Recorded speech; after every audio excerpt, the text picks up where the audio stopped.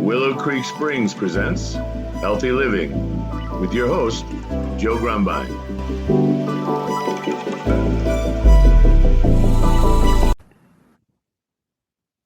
Well, hello and welcome to the Healthy Living Podcast. I'm your host, Joe Grumbine, and today we have a very special guest. Her name is Rachel Krentzman, and she's a practicing yoga and physical therapist, a certified Hakomi psychotherapist. She's born in Montreal to an Orthodox Jewish family and experienced trauma of her rabbi father's arrest, and she shed her strict upbringing and found herself. And rather than go deeper and deeper into that, we're going to talk about it. She wrote a book, and she wrote more than one book, a few books. We'll probably talk about her most recent book, as is a memoir on healing the past through yoga. And Rachel, without getting too deep into it, I trip over myself too much talking about people. Let's just talk to you directly. Welcome to the show. How are you doing today? I'm doing great. Thank you so much for having me. It's a pleasure to be here. Absolutely. And we're in two different sides of the world. You're talking to us from Israel, and you've got this amazing experience that you're going to be sharing with us. And I'm kind of curious how you go from this Jewish Orthodox upbringing in Canada, and you find yourself over in Israel. And so, but we'll get to that. I'd just love to have you share your story with us. How are you? Just tell us a little bit about your situation. Well, I have a long journey, and this is primarily what I wrote about in my latest book. Mm-hmm. And the journey began where I grew up in Montreal, Canada. And it moves on to where I moved to later on in life. At age 27, I moved to San Diego, California. Okay. And I lived there for 15 years. And that is where I found yoga, actually, in San Diego. There's a lot of yoga in San Diego. There's a lot of yoga in California. Yes. Yeah. And a lot of good yoga too, and a lot of good teachers. Sure. Actually, my teacher that I ended up studying with for 2 years was based out of Washington State. Okay. So I traveled from San Diego up to Bellevue, Washington to study with him because he's an exceptional human being, and I'll talk about him a bit. All right. And went into studying deeply yoga after I did my physical therapy degree. And suddenly my life changed. And this is what I write about, how the practice of yoga really helped me grow, helped me evolve, helped me overcome a lot of stress and deal with past family trauma and current trauma that I was experiencing, and helped me understand and become more aware of the things that I was doing and how I was living my life. So I believe that yoga is a valuable tool for that. It's wild. Yeah. I would like for you maybe to share a little bit about yoga.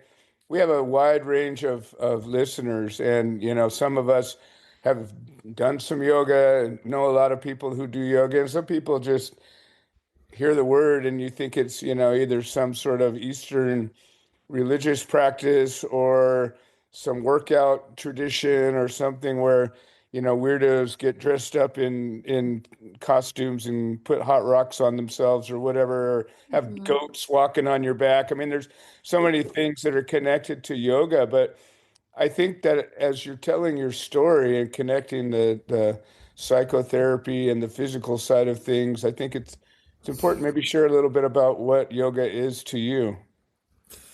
Such a good question. It's so important to dispel all the myths about yoga. First of all, goats have nothing to do with yoga. It's a fad. So let's just take that one off the table. But also, yoga has changed a lot, in its origin as it came to the West. And so what's happened is that it entered the fitness industry because there are a lot of physical benefits that yoga has. But in fact, yoga is not a fitness trend. It's not, if you do yoga poses, you can become more flexible maybe more strong, more mobile. There's a lot of physical benefits to practicing yoga asana. Asana means poses or postures, but Mhm. that is only one small piece of what yoga really is. And it's also important to say that yoga is not a religion. It's a practice. It's a practice that includes some postures, some breathing, some meditation, a lot of mindfulness and awareness, and a lot of philosophy. And even there is a component of health and a way of eating and lifestyle. So when we look at yoga as a whole picture, what it's really was intended to be is a way of working with the mind and stopping your mind from having all these crazy thoughts and becoming more peaceful, regardless of what's going on around you. That is what Ah, yoga is about in its okay. essence. Okay. And I don't think it comes across, on media that way at Not in all. California. No. And so it's a bit of a shame because there's so much to yoga, and anyone who jumps in really deeply will discover this. If you really, really dive in and go beyond the gyms and maybe even if you go to some studios, you take a few philosophy classes, you go deeper into a practice, you find a good teacher, you're going to get the philosophy, you're going to get the background. If you stick to the fitness part, that's fine. There's nothing wrong with that. But it's just such a deeper, really well of wisdom. And that's what I got into. Although I did start with the physical too, because I hurt my back, and I needed help. And I went to yoga to work on back pain. And that's my specialty, kind of working with patients who have back pain. And I ended up with a herniated disc and some back pain. So I also Wow. was interested in the physical, but what ended up happening was where the changes were more mental. I was calmer. My relationships deepened. I started to see other people's points of view in a new way. And I didn't understand how doing these poses, just stretching or moving around led to that. And that's for a longer discussion, but in essence, yoga is for everyone, any size, any ability. You do not have to be flexible. You only have to be able to breathe to do yoga. Right. And what I teach and what I do now is yoga therapy, which is another element in the yoga world, where we take all of these the wisdom that's offered through yoga, all the different tools and techniques, and we adapt it to help people who are struggling with injuries, illness, disease, even end of life situations, both physically and mentally. So that's my passion. That's my focus, because I'm a physical therapist, and it speaks to me, the healing power of yoga. Wow. So it seems that if you come at it from a physical wellness point of view, you're going to end up getting some mental benefits. And if you come at it from a mental benefit point of view, you're going to get some physical unintended or maybe intended benefits. Yes, you may get some contentment and feeling good in your body at the same time, which is not bad, not a bad thing. I love it. So, as so many of our guests, you come from a place of trauma. And without going too deep into that, because I know we can burn up a lot of time talking about that, but why don't you just maybe share a little bit about that journey from where you were to where you are? Sure. So I only made it halfway through the journey, but what happened in Canada was that I grew up very religious, very Orthodox, went to an all-girls school and was living the life that I was taught to live. And then one day my father was arrested and went to prison. And this Wow. was a shock to us, to the family, and to the community. And it really shook the ground that I stood on, as kind of that moment where everything changes. And I started to question my beliefs, my values. Why are we doing this? How can, how could this have happened? And Right. it just started me questioning. And I didn't change right away, but a lot of things started to change, and there were a lot of questions. And then when I moved to San Diego and I was in a new environment, things I just started to realize that this was not the life that I really wanted to live for myself. It didn't feel right for me. I felt that I was doing things because I was told I had to and not because I wanted to. And started to explore other things, started to break out of the traditional role. I got divorced. I was married at the time. So there were a lot of big changes. And I do think it was all sort of a response to the trauma of what happened in my family. But even more so than that, the complex kind of intergenerational trauma that I grew up with, coming from a family of Holocaust survivors and post-war mentality. And there's a lot going on there. Wow. So I started to do many things. I started to get into hiking and nature and making new friends and surfing and just exploring all kinds of things and facets in life. And the yoga part really stuck for me. It just felt very grounding and helpful at a time when I was alone in a city where I knew nobody, and I had gotten divorced and moved there not knowing a soul. And it was very scary. Wow. Yeah. Little And little woman in a big city, right? yeah, it worked out very well. I mean, I met a lot of wonderful people, but it is hard. It is hard when you make such a big change because I lost a lot. I lost a lot of my old friends. Family didn't talk to me for a while. There were a lot of consequences to my decision, but I sort of made up my mind that I would be authentic at any cost. And that's something I wasn't willing to compromise. So if someone didn't agree with my choices, that was fine. But, Right. um, I wasn't going to allow that to control me anymore because up until that point, I did everything for other people and not for myself. Oh, it's a And powerful position to find yourself in, though, when you come to that and you say, okay, I'm going to be me and I don't worry about anybody else. That's a place where you can kind of go anywhere you want. yeah, I mean, there are people you always have to worry about, like your family and kids and things like that. But I just really wanted to live in integrity. I just felt that that was more important than living to please other people, and that if people really cared and loved me and trusted me, they would respect my choices. I wasn't doing anything harmful to anybody. I was just trying to figure out how to live my life and how to accomplish what I'm here for. We all are just looking to find a way to be in this world and find our purpose and do good.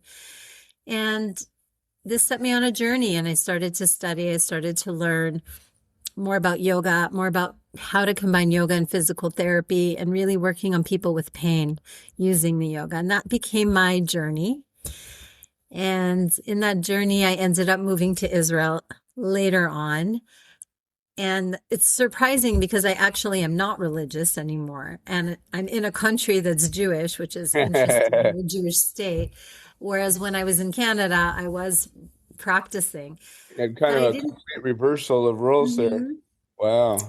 Yeah, but I So, came here for a number of reasons, which I write about in the book. But a lot of it was to connect to family and maybe secretly to find some peace with my background, to find some peace with my culture, to see, is there a way for me to reconcile who I am, where I was born, and who I really am. They don't have to be so opposed, I guess.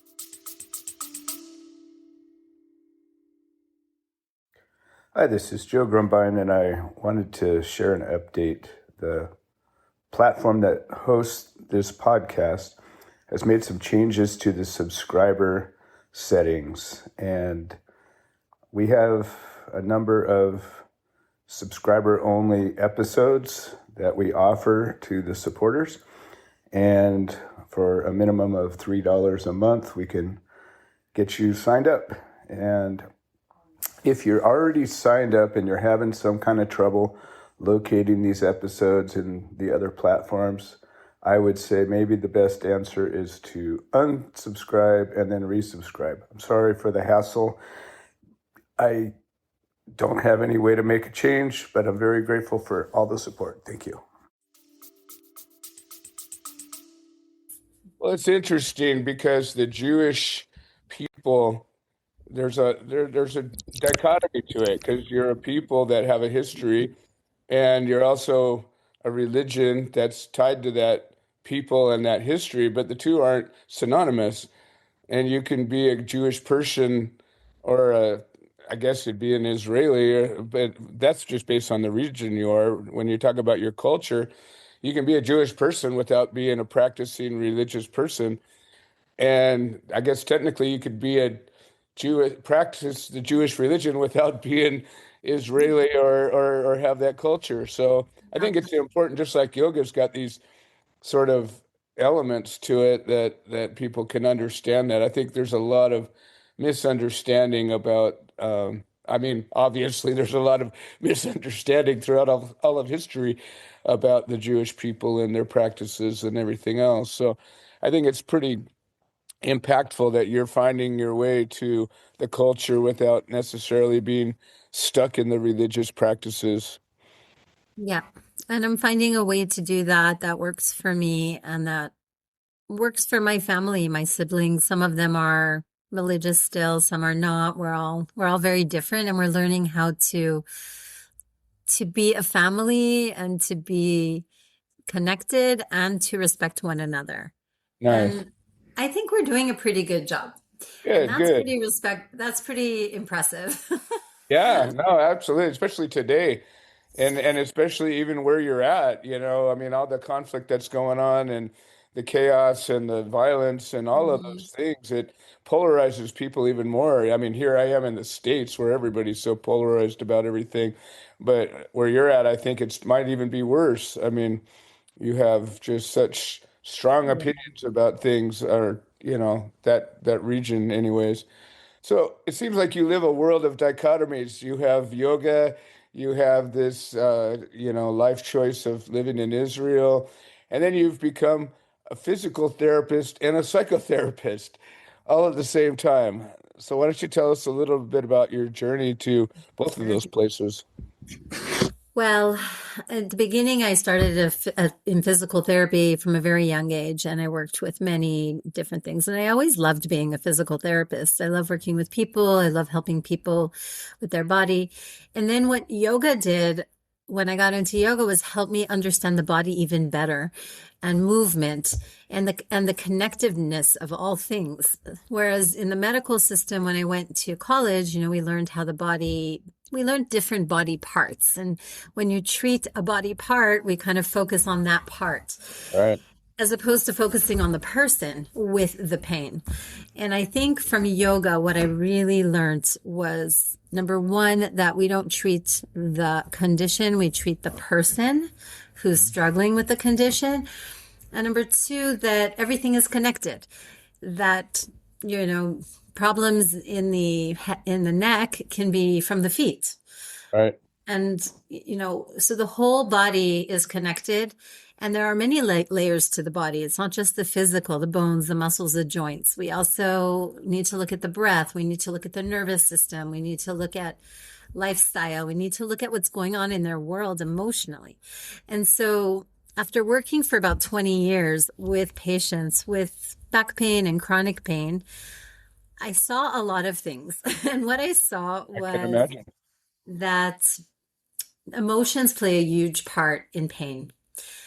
And not some people can have an MRI with, that says that they have a terrible disc herniation or that they have a very bad scoliosis. But in fact, they don't have a lot of symptoms. And then another person can have an MRI that's totally normal and they can have a lot of symptoms. And All so right.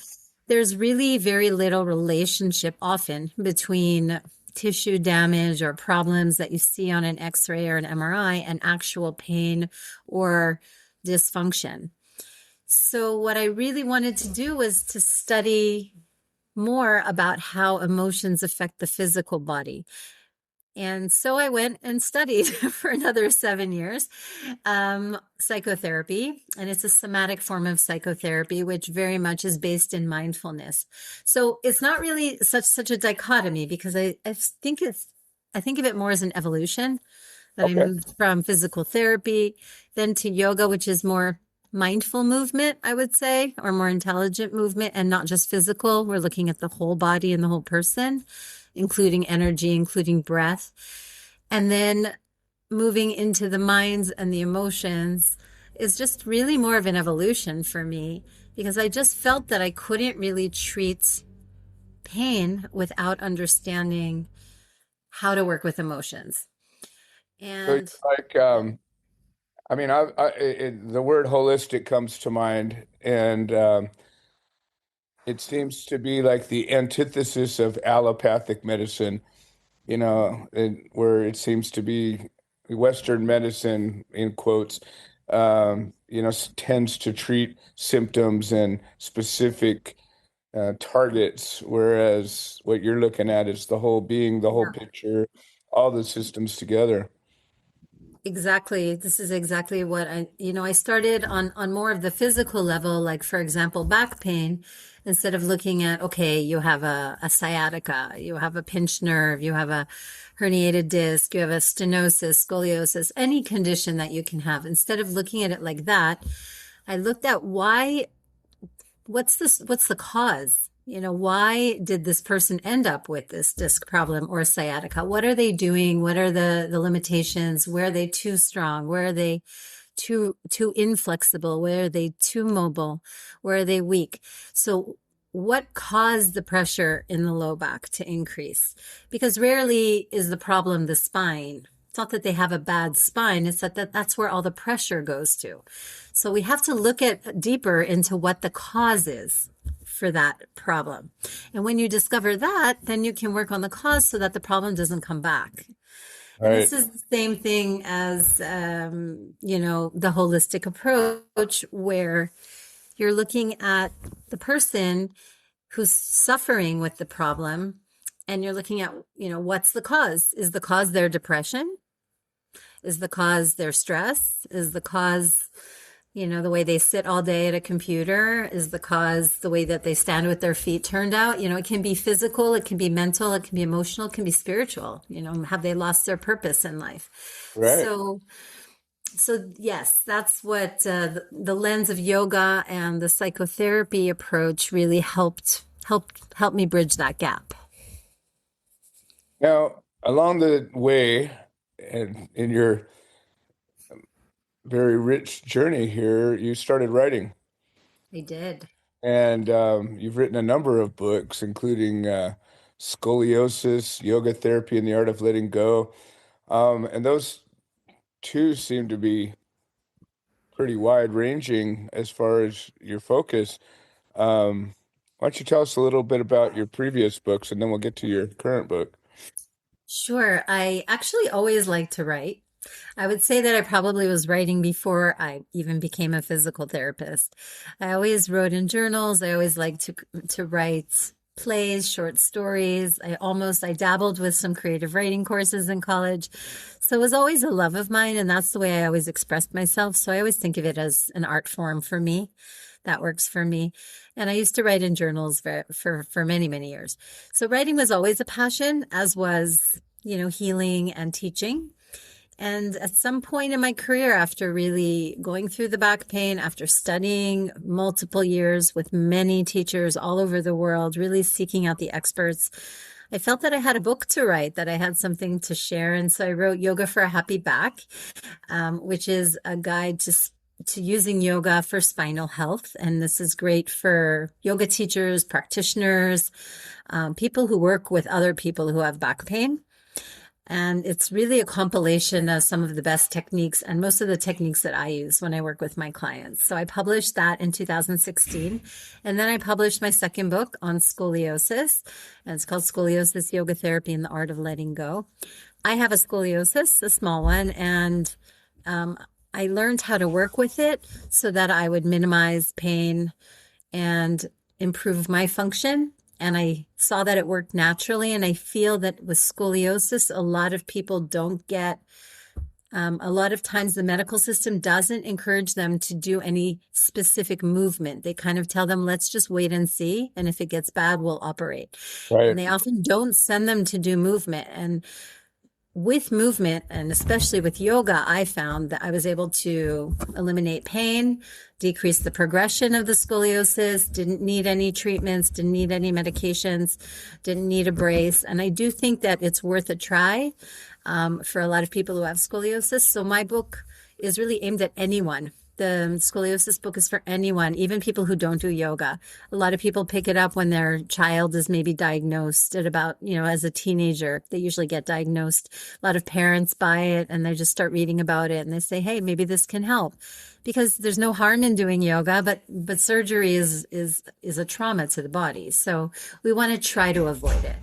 So that's my second book. And so I wrote 2 professional books. And then when I was finished with that, I decided, okay, I think I'm ready to write my memoir now.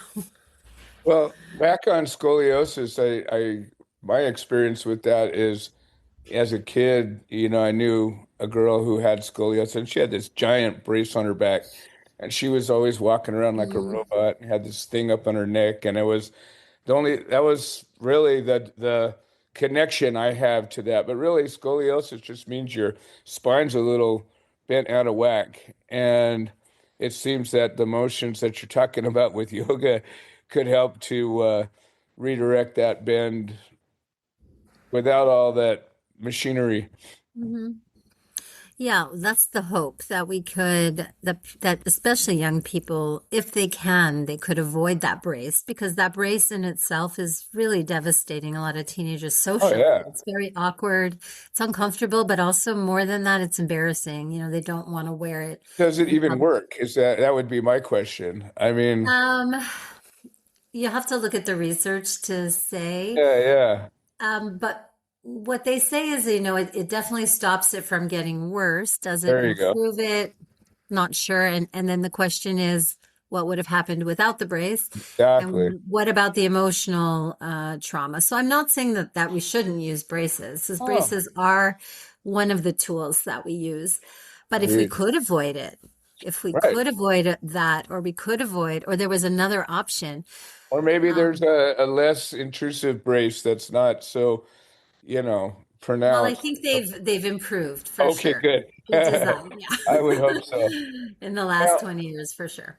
you talk about journaling, and I think journaling is one of the most important tools that people can use to find their health. And I talk about journaling a lot, and it could be focused on anything, and whether it's a, personal problem, a mental problem, a physical problem, a spiritual, whatever it is, journaling just kind of logs your journey, as the name might imply.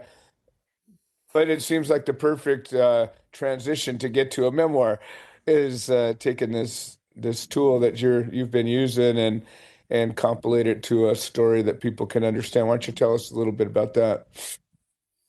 Well, what I did was I did take all of my journals, I saved them all and started to read through them to start to bring back some of the memories because I've been writing since, early 20s Mhm. and I'm 54 now. So I've been writing a long time. And That's a lot of it's journals. It's well, it's on and off. The truth is, I find that I usually write when things are not good, when Yeah, things are difficult. When things have been good, I usually tend to not write as I much. agree. I've got 100 bits and pieces journals throughout my life that, they start and then poof, they just stop. It's like, oh, I must have got over it. So it's always there for you, I guess, as Sure. a source of comfort. But what I did was I made the decision that I wanted to start writing my story, and I didn't know if I would publish it. Okay. It didn't have to be published, but that I was going to start to write it. It just felt very strong in me that it's a story that I wanted to tell, not just to tell people my life story. I'm not famous, and I'm wondering why would people be Not interested? yet. Not yet. You're Hopefully after this podcast. getting that way. Well, I've taken a look through your book. It's pretty compelling. Thank you. Thank I'm you. definitely impressed.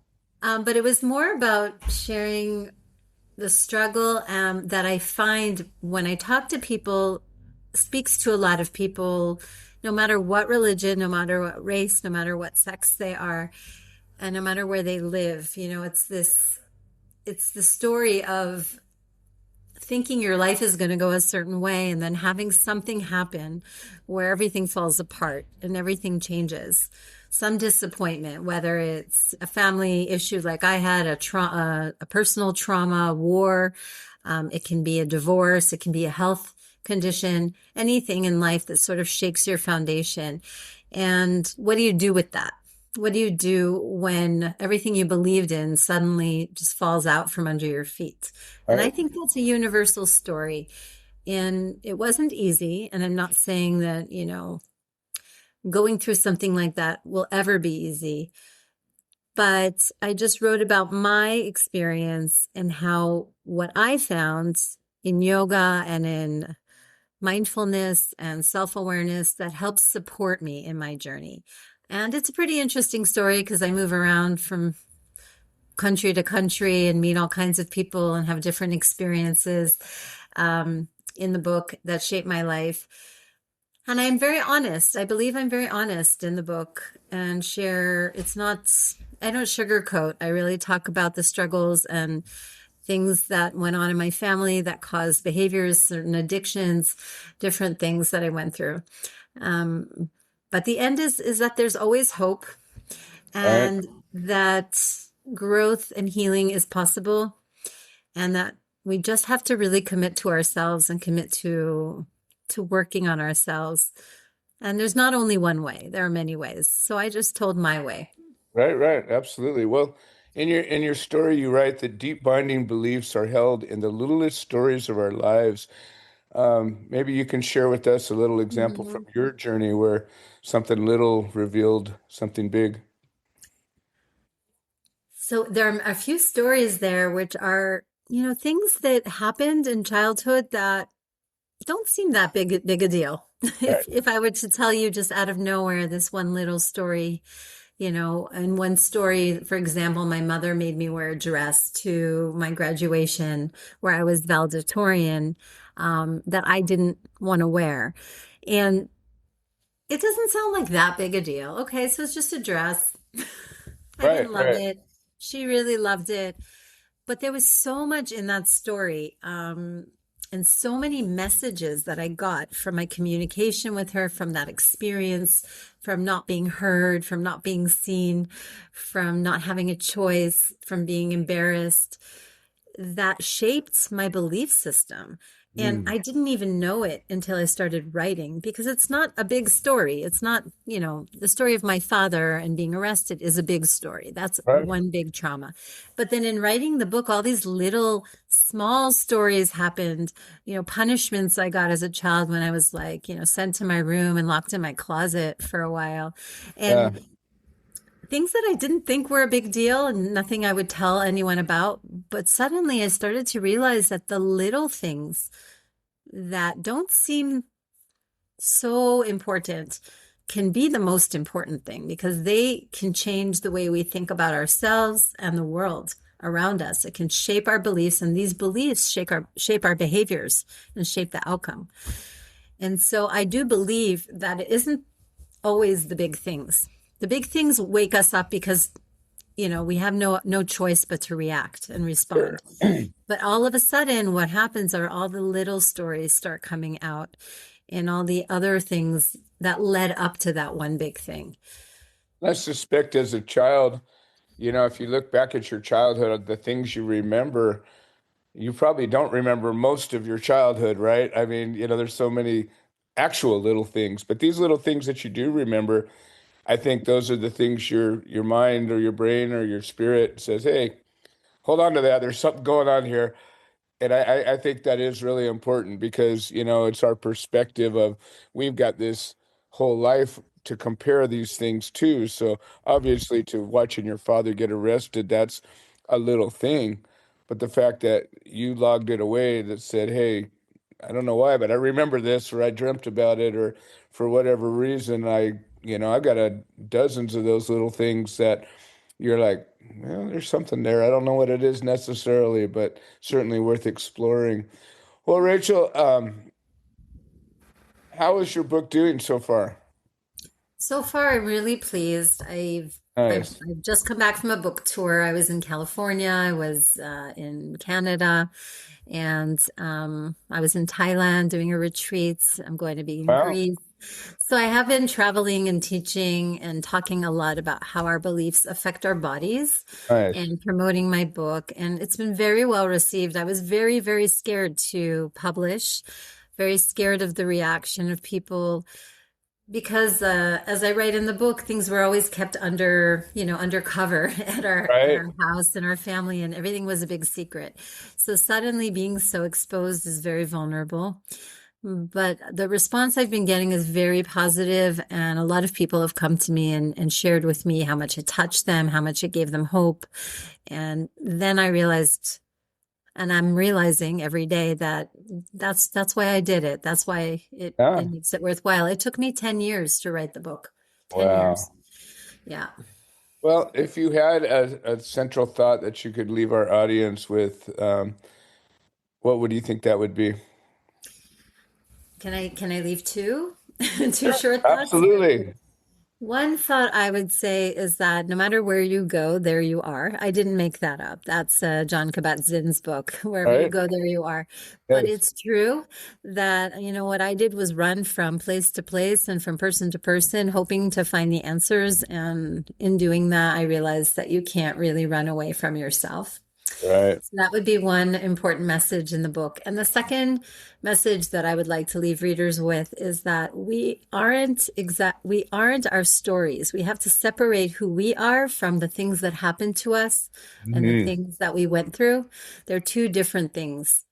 And the more space we can create between the story and, the heart of who we really are, the more we can heal, because we're not our stories and we're not all those things that we think we are often. And if we It's can disidentify from the story, I think we can really eliminate the shame, which is not helpful in anyone's healing process.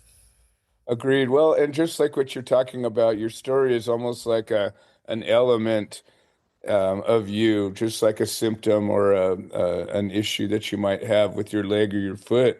Mhm. And in fact, your whole life is made of so many different stories. Like people ask me for a bio, I'm like, what do you want to talk about? Because I've got elements of my life that are so far removed from each other that if I focused on one, the stories I would tell would not make you think I was this other person, and I'm sure you've got a lot of that. So I think it is important to remember that, your stories are just little mile markers, things we've done, places we've been, and who we are is so much greater than all that. I couldn't agree more. Exactly. Wonderful. Well, and finally, I guess the $1 million question: how does somebody find you and your book?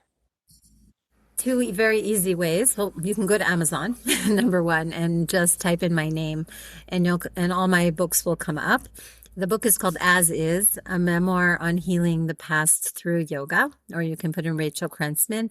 Also, you can visit me on my website, which is happybackyoga.com, and that will point you to my courses, retreats, as well as my book.